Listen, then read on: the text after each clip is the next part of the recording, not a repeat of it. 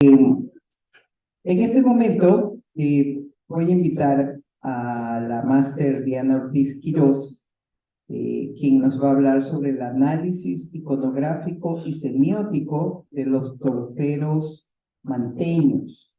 Diana Quirós es máster en investigación arqueológica del Neotrópico de la ESPOL, ha participado en proyectos arqueológicos y realizado investigación, análisis y conservación del patrimonio cultural. Actualmente se desempeña como directora en proyectos relacionados al patrimonio cultural y museos comunitarios para vincular academia y comunidad. Es colaboradora en proyectos de investigación docente de la carrera de arqueología en la ESPOL. Les recuerdo, por favor, silenciar los celulares. Si alguien necesita contestar llamadas, debe dirigirse afuera. Gracias, bienvenida, máster Diana.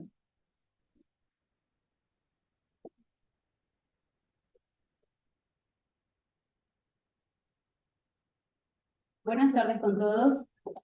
Es un gusto estar aquí. Quiero aclarar algo. Yo estoy todavía en el proceso de graduarme como máster, pero ya tengo varios años en esta apasionante disciplina que es la arqueología. Sin embargo, vengo de otra formación base. Mi formación base es en artes. Entonces yo creo que eso de cierta manera uno, pues, lo define un poco, ¿no? Muchos años estudiando diseño, publicidad y luego trabajando dentro de la carrera de arqueología. Eso sí indudablemente a uno lo marca.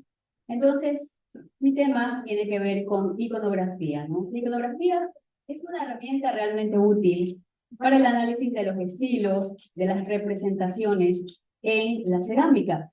Y esto es sumamente interesante porque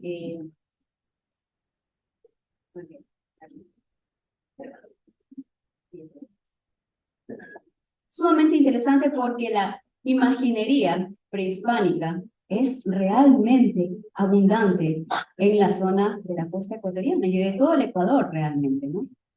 Entonces, siguiente. Ok.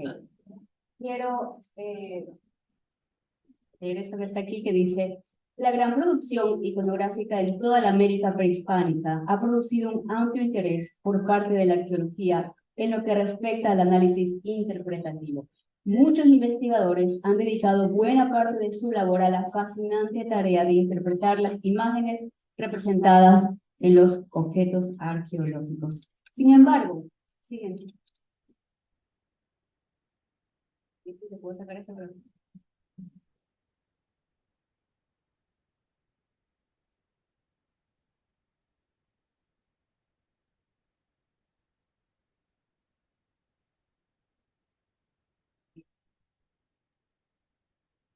Ok.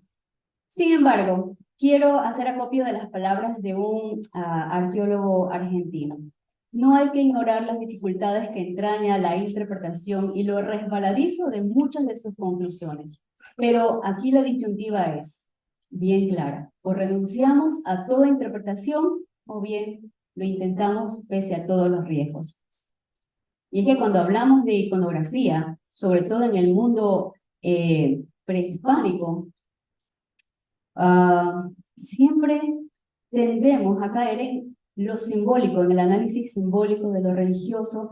Sin embargo, hay una gran brecha que nos separa para poder entender esto, ya que son sociedades ágrafas. Y desde ese punto de vista no tenemos un referente para poder hacer una interpretación concreta y acertada en muchos de los casos. Porque todavía nos falta comprender un poco más, o por lo menos acercarnos mucho más al contexto cultural de las sociedades que produjeron estas herramientas. ¿Siguiente?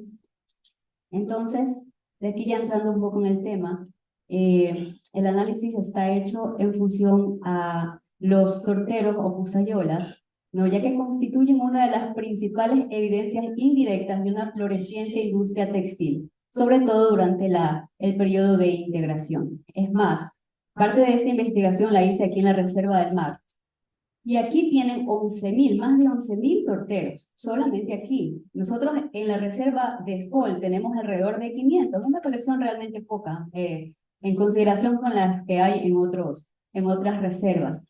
Entonces, por muchos años ha saltado la pregunta, ¿por qué decoraron de manera tan precisa y con diseños tan variados estas herramientas que desde el punto de vista funcional y práctico no necesita realmente estar decorada si lo vemos solamente desde el punto de vista funcional? Sin embargo, tenemos un cuerpo de representaciones iconográficas bastante amplios.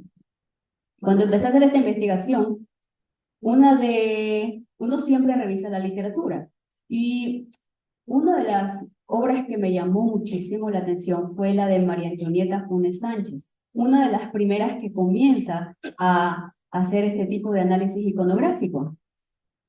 ¿Qué es lo que me llama la atención de ella? Que ella no dice análisis iconográfico, ella dice arte prehispánico. Entonces, aquí salta un problema. El problema es el siguiente.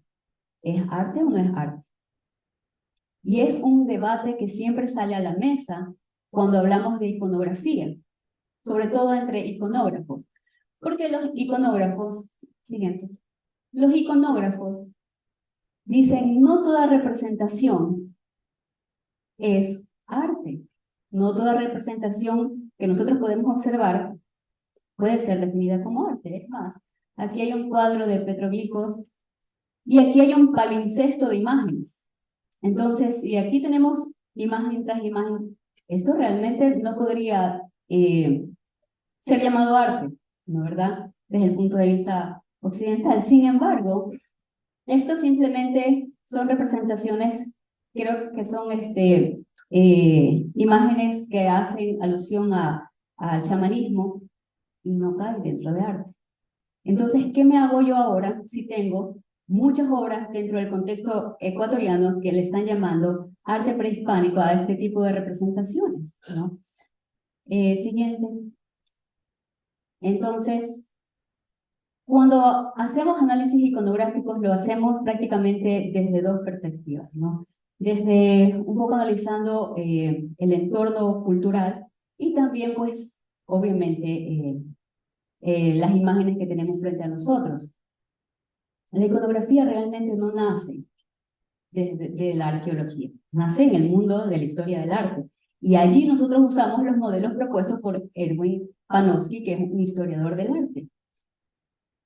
Entonces, usando un poco a Erwin Panofsky y también a Fran Boas, ambos definen lo que es arte dependiendo de la dimensión estética de lo que estamos observando, es decir, dominio de la forma, dominio del color, dominio de la técnica, dominio de las líneas, todo esto que ustedes ven aquí. Si existen todos estos elementos desde el punto de vista estético, entonces sí estamos hablando de arte.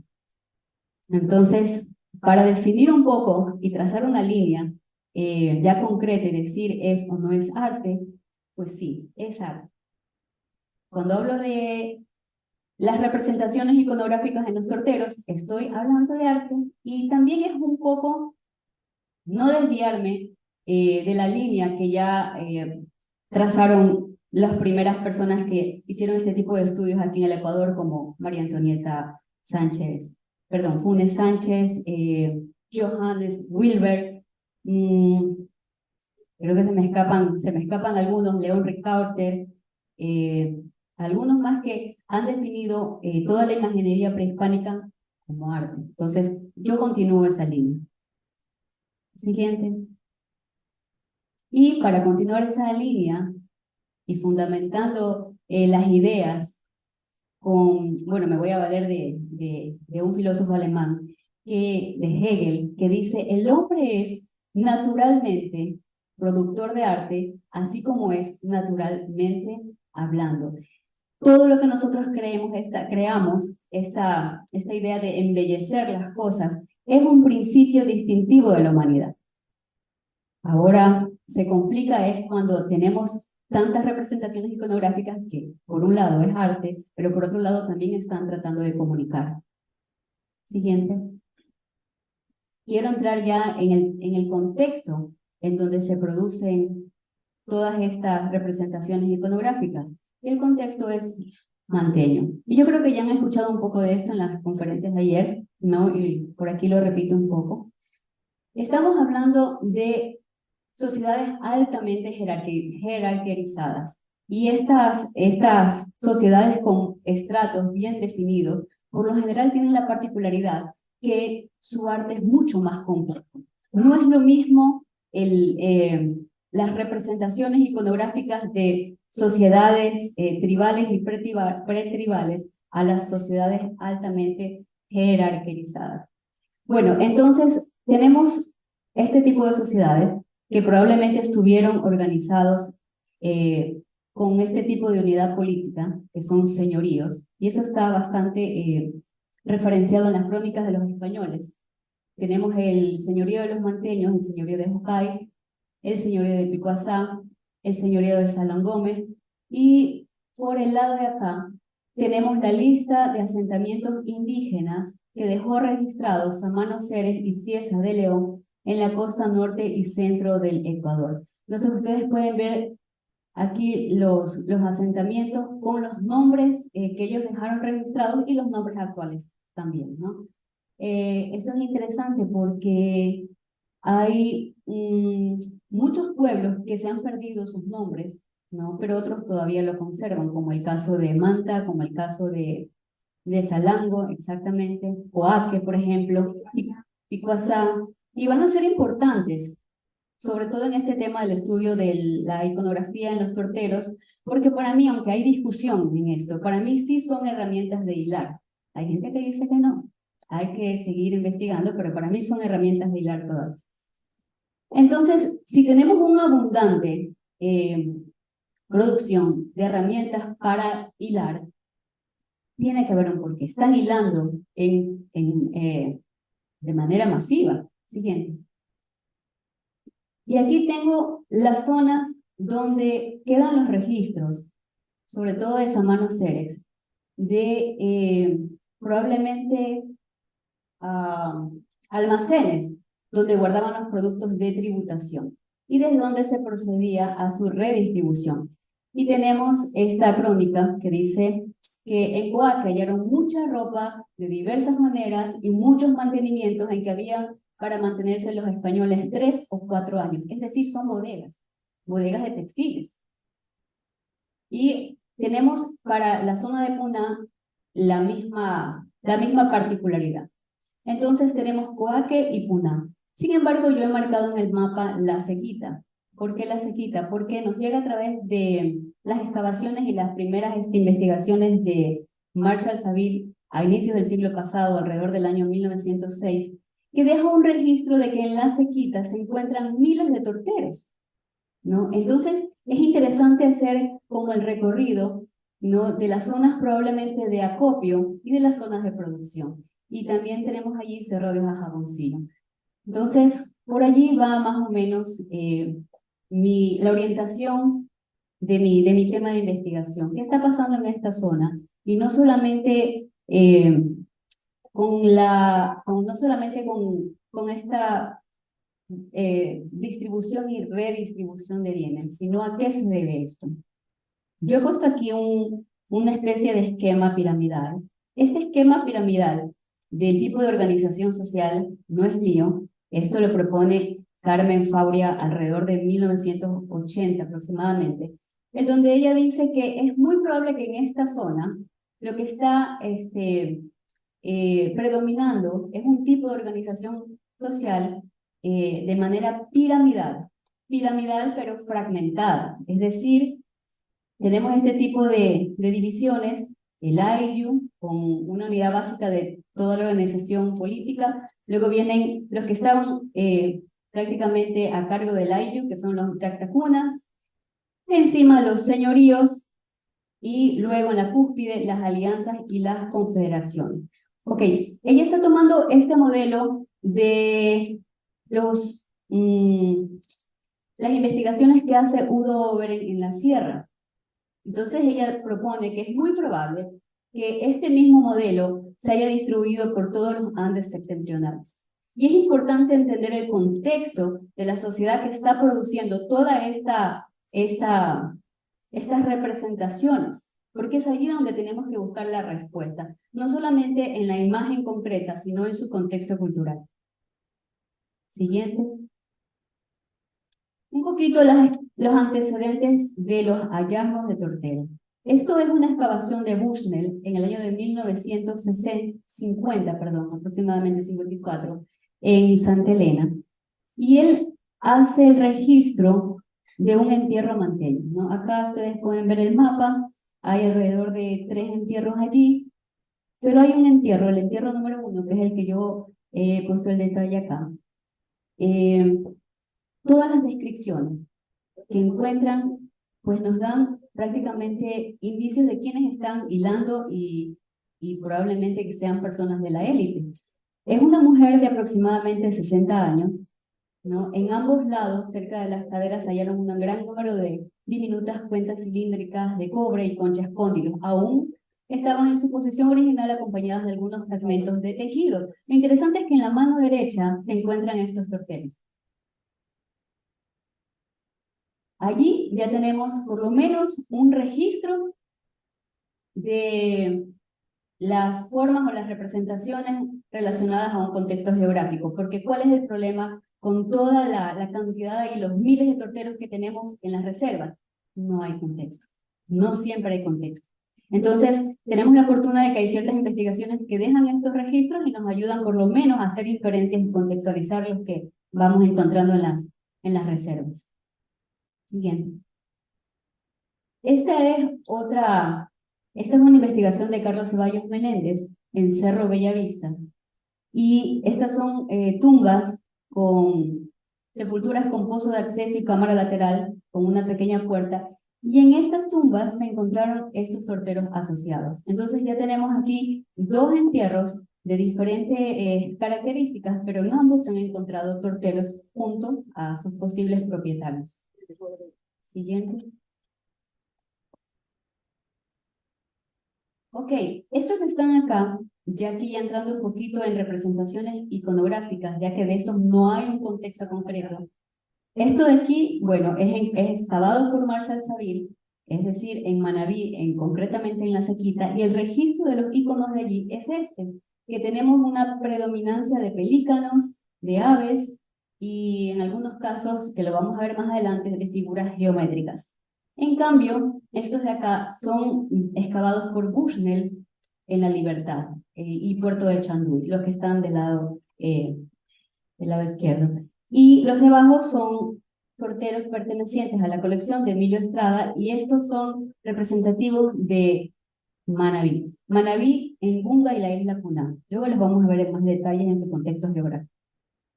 Entonces, si ustedes ven, esta es una pequeña muestra, súper pequeña, en comparación con la cantidad de representaciones iconográficas que tenemos para estas herramientas. Siguiente. Un poquito de quienes han estado estudiando y este asunto de los torteros y cuáles han sido sus interpretaciones o la orientación de sus investigaciones. Está, por supuesto, el de María Antonieta Funes Sánchez, Arte precolombino ecuatoriano. Está el de Frederick Schaffer, Motivos indígenas del Antiguo Ecuador, Arte y simbolismo en los torteros manteños, y El hilo de la vida, simbolismo del arte miniatura desde el Ecuador, de Johannes Wilber. Es interesante porque ya hay gente que está haciéndose preguntas sobre toda esta representación iconográfica. Sin embargo, el de María Antonieta Funes nos deja como nos deja un pie adelante sobre las clasificaciones y sobre la organización y un poco sistematización de todo este mundo iconográfico, pero no hace tanto una interpretación. Ya Frederick Schaffer se va en la misma línea de María Antonieta, no hay una interpretación realmente de qué podría estar significando o simbolizando estos torteros dentro de la sociedad manteña. Y tengo 2 veces en el segundo libro de arte y simbolismo de los torteros manteños, Carmen Fauria, también va a tratar el tema del simbolismo.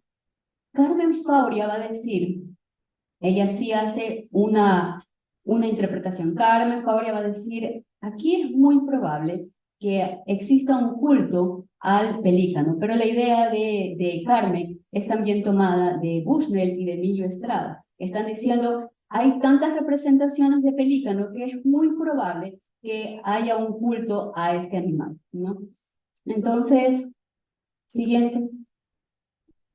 Yo me he basado un poco en las ideas y en la sistematización de Funes Sánchez para poder hacer mi análisis. Y lo que he hecho es dividirlas, o por lo menos tomar la de María Antonieta Funes y añadir unas cuantas más. Y tenemos formas, estas son las formas que más encontramos en la provincia de Esmeraldas, Manabí, Santa Elena, Guayas e Isla Puna. Y tenemos formas cónicas, bicónicas, hemisferoides, cantariformes, cilíndricas, lentiformes, discoidales, esferoides compuestas, escultóricas antropomorfas, escultóricas zoomorfas, anichadas. Es decir, no solamente tenemos una representación iconográfica amplia, sino que también la forma también es bastante variada.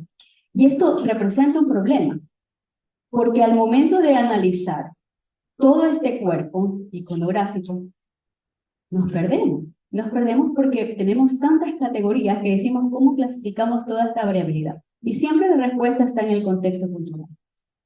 Entonces, tenemos una gran parte de los torteros con formas cantariformes, cilíndricas, esferoides y esferoides compuestas en la isla Puna.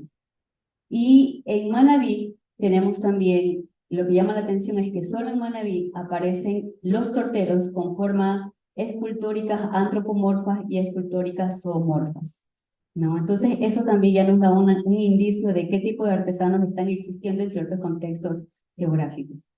Siguiente. Esto es la clasificación de los principales motivos. Lo paso rápido para que no sea muy denso. Tenemos antropomorfos, antropozoomorfos, zoomorfos, y dentro de los zoomorfos hemos encontrado mamíferos, aves, peces, reptiles, batracios e insectos. Y luego tenemos los fitomorfos, que hacen referencia a las plantas, también los naturistas, que hacen referencia a las olas, al sol, y los geométricos, que abundan muchísimo. Siguiente. Esto es un poco el trabajo que estuve haciendo, y gran parte de este trabajo lo hice aquí en el MAC.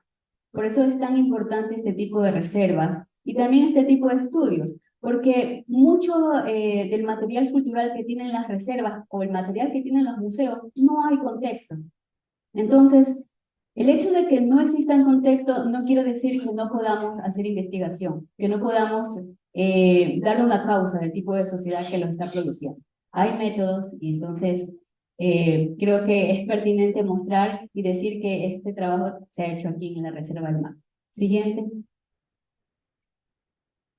Parte fundamental de un análisis iconográfico es definir el estilo. Entonces, como herramienta de análisis, las pautas de producción, técnica, diseño y composición son expresiones que caracterizan al sistema sociocultural manifestadas a través de un grupo o individuo, ¿no?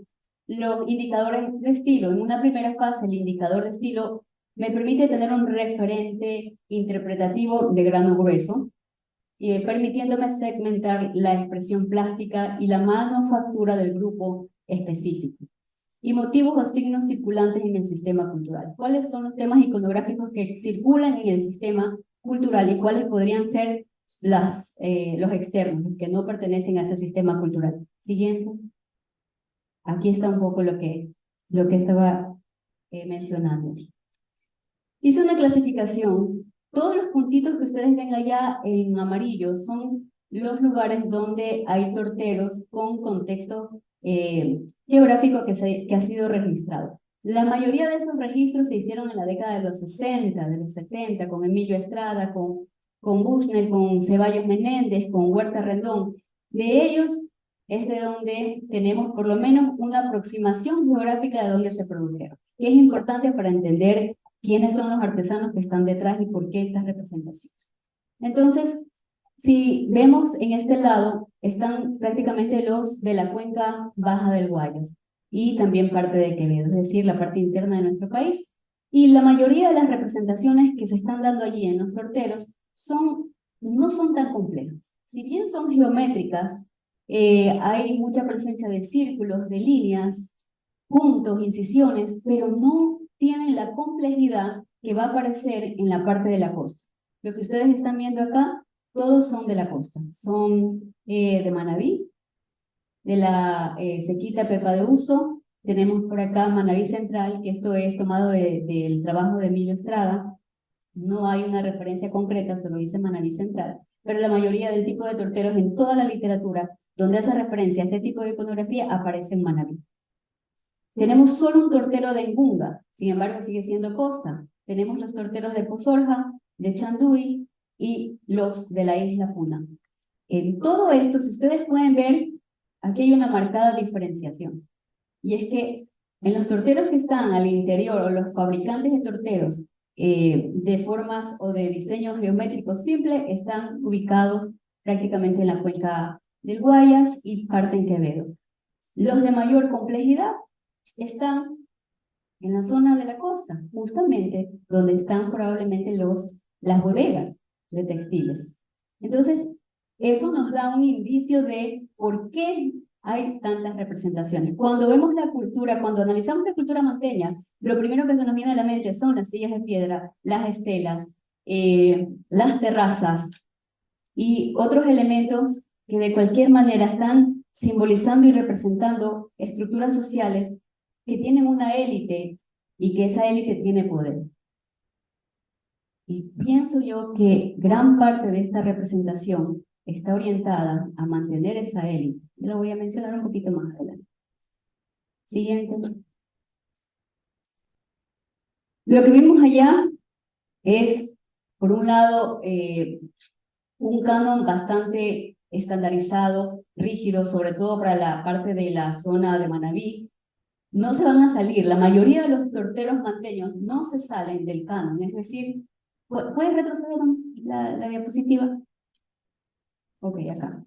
La mayoría de los torteros manteños no se salen del mismo canon. Tienes una representación probablemente zoomorfa o antropomorfa y está delimitado por barras, está delimitado por franjas. Ese es el común denominador de la mayoría de los torteros manabitas, en contraposición a los torteros de la isla Puná, donde también tienen prácticamente, están definidos por bandas, pero de manera horizontal. Sin embargo, acá no se ve ese fenómeno. Solamente se ve en la parte de la costa de Manabí y parte de la isla Puna. Ahora sí, adelante. Sí, siguiente. Ajá, ok. Entonces esto me lleva a definir dos conceptos: estandarización y variabilidad, ¿no? Y aquí un poquito de lo que es estandarización.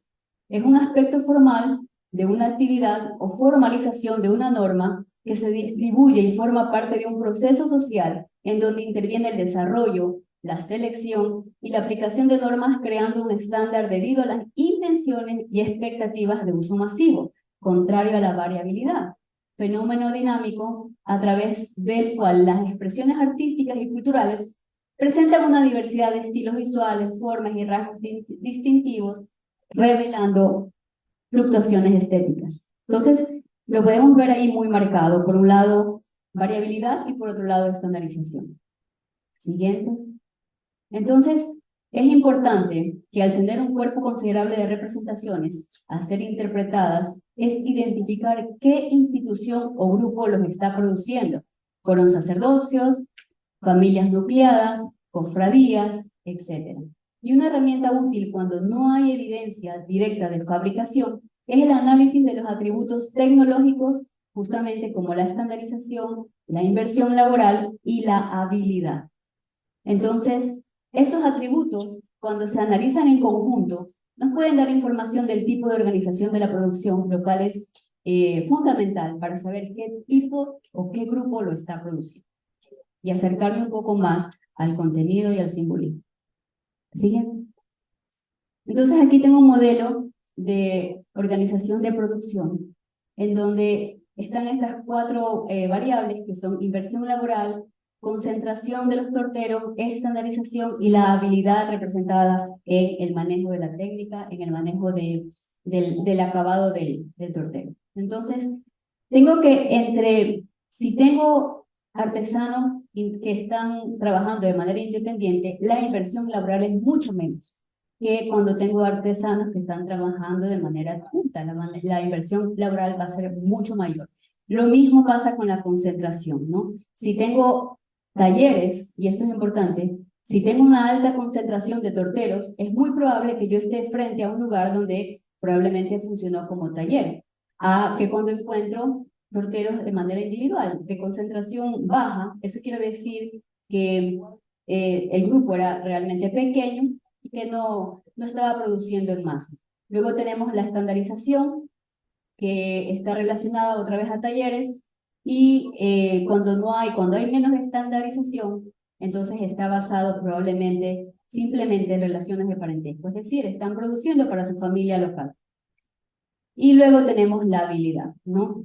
Cuando a mayor habilidad están invirtiendo mayor tiempo y menor habilidad, medio tiempo probablemente.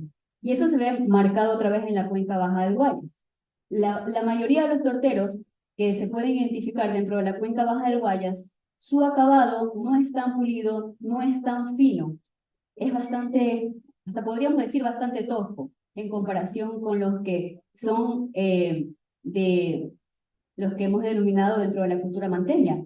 El acabado es excelente, es pulido y tiene una definición que llama la atención para el nivel o la escala en donde la están trabajando. Siguiente. Entonces, bueno, me salto un poco para ir cerrando. ¿Qué es lo que está pasando aquí? Que al menos al analizar el contexto cultural, y aunque yo estoy hablando de análisis iconográfico, si ustedes se dan cuenta, yo no me he centrado tanto en analizar imágenes, representaciones, ¿verdad? ¿Por qué razón? Porque justamente puede ser muy resbaladizo. Es más, cuando estaba revisando todo el cuerpo de torteros dentro de la reserva del MAC, tenía problemas, porque en algunas representaciones parecían que estaba viendo una zarigüeya y otras no, eso es un oso hormiguero. Entonces, allí está el problema de la metodología que presenta Panofsky, porque Panofsky dice, para poder hacer una iconografía coherente y bastante acertada, necesitamos tener familiaridad con la literatura de la época. No tenemos literatura que me esté diciendo, esto está probablemente haciendo referencia a tal o tal cosa.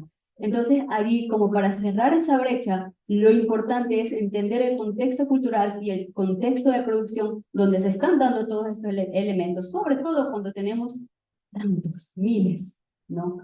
Entonces, analizando el contexto, analizando el tipo de sociedad que está detrás de todo esto, podemos decir que los grupos con estilos estandarizados y complejos pudieron ser producidos por especialistas vinculados al poder y a la riqueza que circula principalmente dentro de la economía política, produciendo bienes políticos, socialmente simbólicos, ayudando a cumplir las distinciones sociales dentro de sociedades altamente jerarquizadas que probablemente mantuvieron redes de intercambio, acumulación y redistribución de bienes. Aquí es donde entra la importancia de entender el tipo de sociedades que los está produciendo.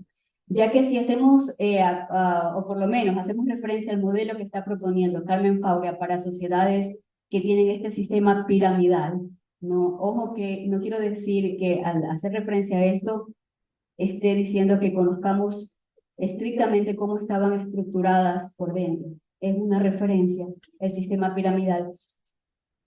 Es muy probable que existan grandes caciques, grandes señores que estén haciendo acopio de bienes para luego acumularlos y después ser redistribuidos, ¿no? Y las crónicas también dejan bastante registrado este hecho. Y por otro lado, la alta variabilidad de bienes puede haber estado relacionada a grandes grupos familiares extensos, probablemente matrilocales. Un ejemplo de eso es el estudio que va a hacer Donald Lathrop con los Shipibo con Nivo y el análisis de variabilidad de estilo en la cerámica. O ahí me falta algo. En donde, ¿qué es lo que pasa allí?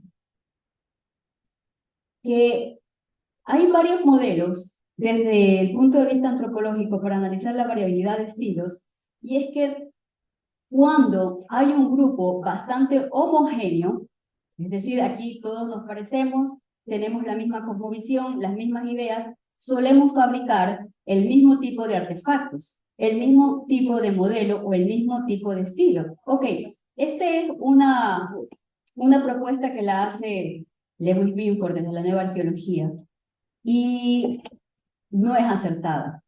No es acertada porque pierde de vista al individuo. Donald Lathrop justamente hace todo un análisis con los Shipibo con Nivo, en donde un grupo homogéneo, un grupo de familias y de ceramistas dentro de esa familia producían una variabilidad de estilos realmente abundantes. Y él da una explicación de que esa variabilidad estilística está probablemente bueno, hay un nombre para esto que se llama sismogénesis, ¿no? Que es un proceso de diferenciación en las normas de la conducta personal, resultando de la interacción acumulativa entre los individuos, derivado de rivalidades entre las artesanas de una misma familia. Es decir, que el hecho de que yo tenga una alta variabilidad de estilos, por un lado, sí puede estar representando una estandarización dedicada o un grupo de artesanos dedicados o relacionados a las élites, pero cuando tengo variabilidad de estilos y no tan definidos, la precisión, la estandarización no tiene un acabado tan pulido, es muy probable que estemos frente a grupos de familias extensos, en donde están fabricando torteros, en donde están fabricando estas herramientas, y su variabilidad justamente radica en esto que Donald Lathrop había observado, ¿no? La rivalidad entre artesanos. Entonces, pasa ahora, tiene que haber pasado en nuestras sociedades ancestrales, ¿no? Y ahí el registro arqueológico está, se puede ver en el registro esta gran variedad de estilos, ¿no? Por eso es que no me he centrado tanto en analizar pieza por pieza, sino más bien en analizar el tipo de, de sociedad que los ha producido o el grupo que los produjo, ¿no? Y todo esto me lleva a la última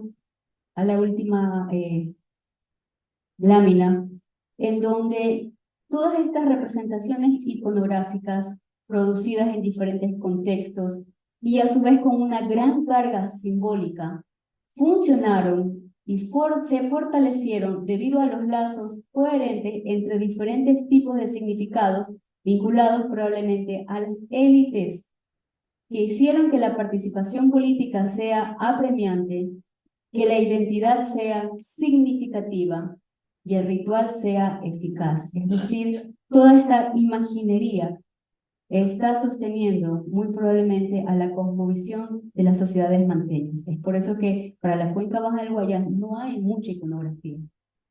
No. Probablemente hay señoríos, pero sus diferencias son bastante marcadas.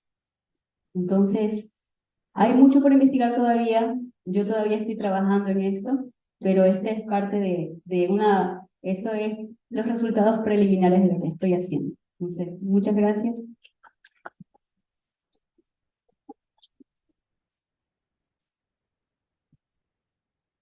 ¿Alguna pregunta, por favor? ¿Por aquí? ¿Por allá? Ahí la señora, por favor.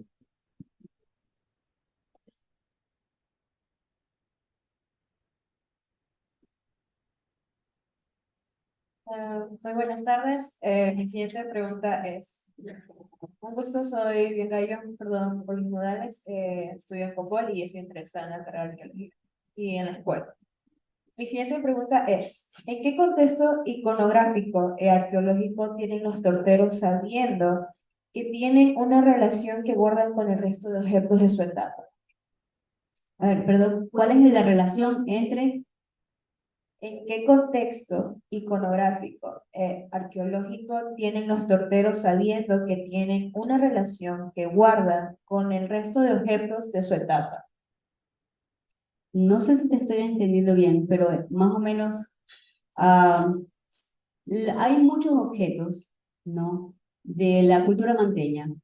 Y esto lo pude también observar en el MAC, que la mayoría de las representaciones de los torteros, ¿no? También aparecen en las copoteras, en los collares que tienen los grandes caciques que están sentados como especie de asientos escalonados. La mayoría de las representaciones de los torteros están relacionadas también a estos caciques. O sea, si tenemos representaciones de monos en los torteros, también aparecen en los collares de los caciques o de las compoteras, por decirlo de una manera. No sé si por ahí va la respuesta, si es la relación, ¿sí?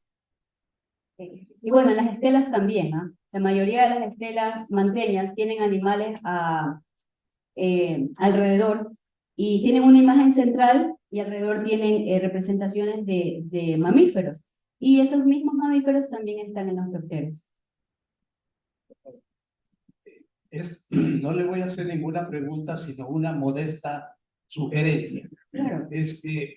¿No se le ha ocurrido la posibilidad de que esos pequeños objetos sean el equivalente mucho más completo de lo que fueron los quipus? Eran simplemente nudos que tenían colores. En este caso tenemos figurillas que, alineadas todas con una piolita, nos pueden narrar cosas. Y si se han hecho investigaciones, por ejemplo, en lo que vimos dibujado de un esqueleto en decúbito dorsal con los brazos lateralmente, los objetos están no a la altura de la cadera, sino a los lados de las manos. Si se han investigado esos separados de los demás, o sea, si no se han mezclado, y ver si ese conjunto de figurillas nos quiere decir algo, es una modesta sugerencia.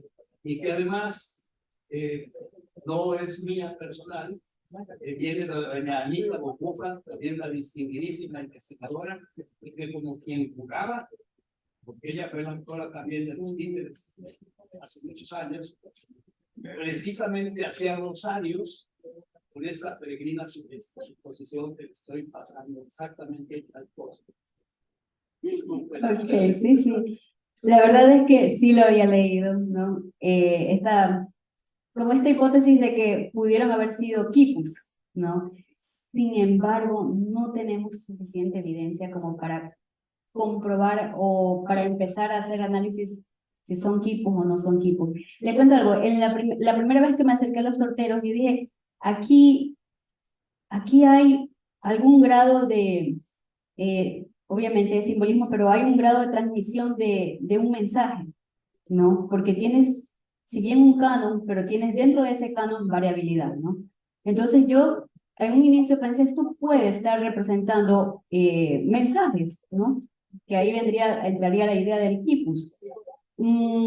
Fran Boas, que es un antropólogo que prácticamente funda la antropología en 4 campos, observó también variabilidad en otras herramientas y más bien él habla de que cuando un artesano encuentra la solución para un tipo de problema, sea estético en este caso, funciona una vez que encuentra ese problema, esta solución funciona como una especie de código que se va comunicando a otros artesanos y el otro artesano va copiando o va asimilando esa comunicación, en este caso tortero, esa comunicación que está impresa en este tortero, ¿no?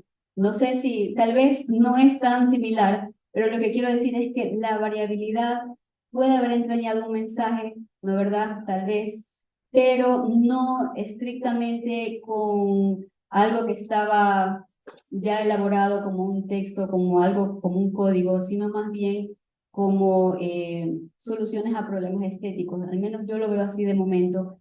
No tengo más herramientas como para probar el tema de los quipus. Sería interesante hacerlo. Muchísimas gracias, Diana. Ok, si no hay más preguntas.